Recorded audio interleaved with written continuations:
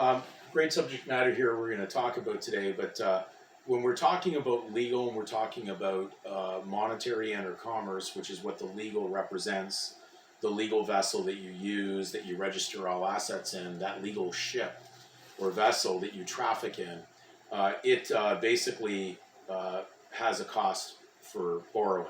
So it's been accosted right at birth because it's not yours, it's not your property. So when your parents filled in the statement of birth record, we'll just call it a statement of claim. They were making a claim to the best of their belief and knowledge, but the claim was not true. And so the judgment that came out of the statement of claim would have been the judgment note, which is what happened, and then the state says this is it. It's in the hands of the state. The state basically certifies everything. It has nothing, there's no signature of your parents or anything in there. It was just a claim that was made. And so therefore this little judgment note goes out, and then you end up suretying it and then suing against it every time you use this name.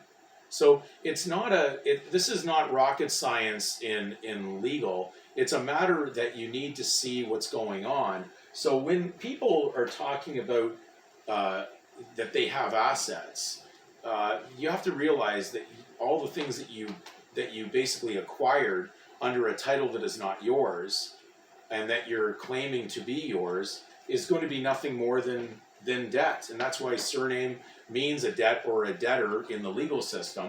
That's what these agnominations mean.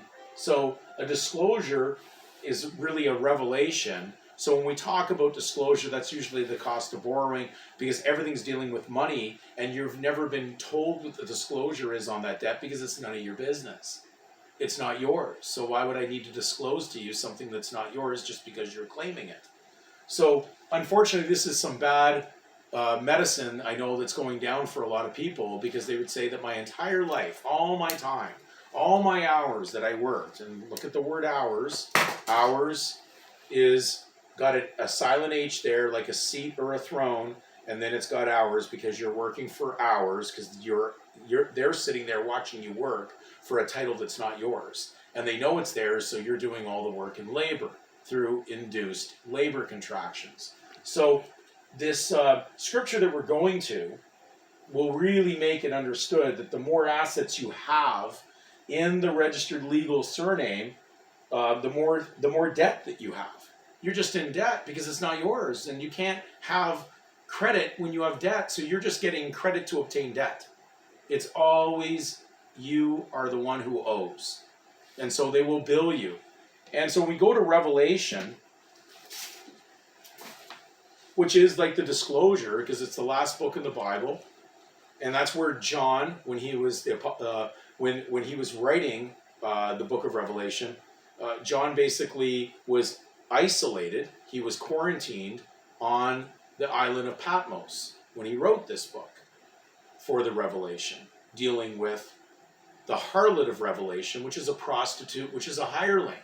And so the head of this whole prostitution ring is basically going to come down according to Revelation. So we read Revelation chapter 18, verse 5, and we read it, the words, it says, "For her sins have reached unto heaven." Now that's another word, you could just say debts, because sin is debt and is guilt. "For her debts have reached unto heaven, and God hath remembered her iniquities."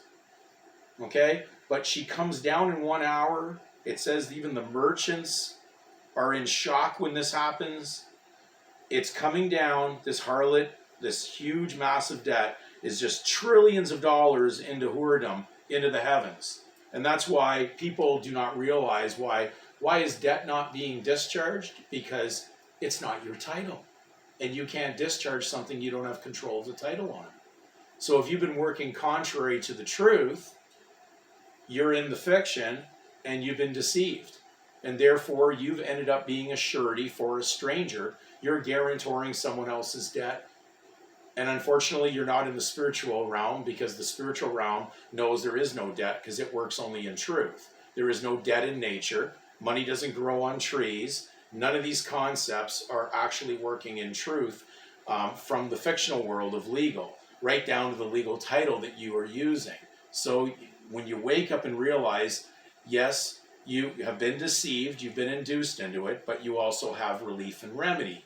And we've touched on this in numerous other videos, but we're trying to get you through this to realize that what you have is not yours, and they will take it back from you because it's not yours to have to begin with. Therefore, they're going to cough it up legally because you're in a fiction that is controlled by a deceiver, a master deceiver, who casts spells upon you to keep you in the hallucination that you actually own yourself in the legal, which is a ridiculous concept. So remember, you're either created by God and owned by Him, or you're owned under the legal surname you use by those who control that, which is those who work under deception and the lie, which is Satan. So you're either owned by God or you're owned by evil.